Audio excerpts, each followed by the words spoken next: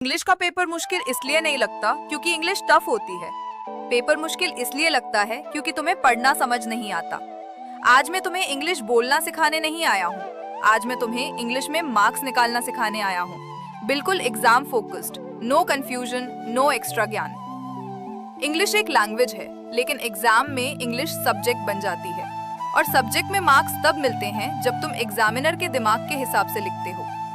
Exam में examiner ये नहीं देख रहा होता कि तुम कितने फ्लुएंट हो, वो ये देख रहा होता है तुम क्वेश्चन समझे या नहीं, तुमने जवाब क्लियरली लिखा या नहीं, तुमने करेक्ट स्ट्रक्चर फॉलो किया या नहीं। इसीलिए पहला रूल याद रखो, सबसे बड़ी गलती जो स्टूडेंट्स करते हैं ना, वो हैवी इंग्लिश लिखने की कोशिश।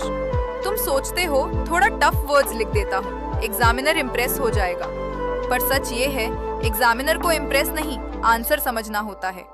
Simple sentence plus clear idea equals marks. Example: The protagonist was immensely devastated. The main character was very sad. दोनों का मतलब सेम है, पर दूसरा एग्जामिनर के लिए क्रिस्टल क्लियर है। इंग्लिश एग्जाम में ग्रामर का रोल है, लेकिन ग्रामर सब कुछ नहीं होती।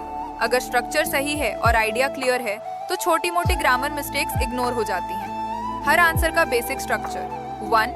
Introduction line, 2. Main answer two, 3 points, 3 proper ending line.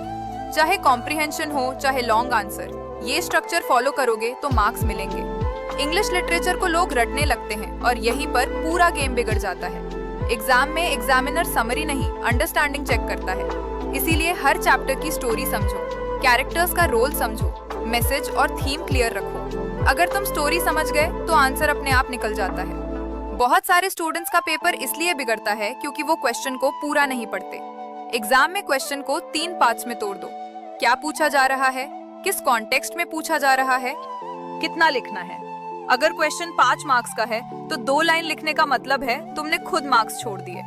Letter, notice, as, article, ये सेक्शन फ्री मार्क्स देता है अगर तुम फॉर्मेट फॉलो करो। एग्जामिनर सबसे पहले क्या देखता है? Format, paragraphing, neat, handwriting. Content बाद में आता है, इसीलिए हर राइटिंग फॉर्मेट को एक फिक्स टेम्पलेट की तरह याद रखो। ज्यादा वर्ड्स याद करने की जरूरत नहीं, बस थोड़े से सेफ और कॉमन वर्ड्स परफेक्ट कर लो। वर्ड्स जैसे important, beautiful, difficult, improve, problem, solution, इन वर्ड्स को हर जगह यूज कर सकते हो। रिस्की वर्ड्स अवॉइड करो क्योंकि गलत स्पेलिंग इक्वल्स मार्क्स कट। अगर एग्जाम आ रहा है तो इंग्लिश ऐसे पढ़ो: 30 minutes literature chapter, story plus theme. 30 minutes grammar practice, limited rules. 30 minutes writing formats, templates. 15 minutes previous year questions. रोज बस इतना। पेपर शुरू होते ही ये गलती मत करना कि लॉन्ग आंसर्स पहले लिखना। सीक्वेंस रखो: 1 राइटिंग सेक्शन, 2 ग्रामर, 3 लिटरेचर। जो सेक्शन तुम्हें स्ट्रॉन्ग लगता है उससे पहले निपटाओ। कॉन्फिडेंस पेपर के साथ ग्रो करता है। इंग्लिश एग्जाम तुम्हारी इंग्लिश नहीं, तुम्हारी क्लैरिटी और प्रेजेंटेशन टेस्ट करता है। तुम अगर सिंपल, क्लियर और स्ट्रक्चर्ड लिखते हो तो मार्क्स तुम्हारे हैं।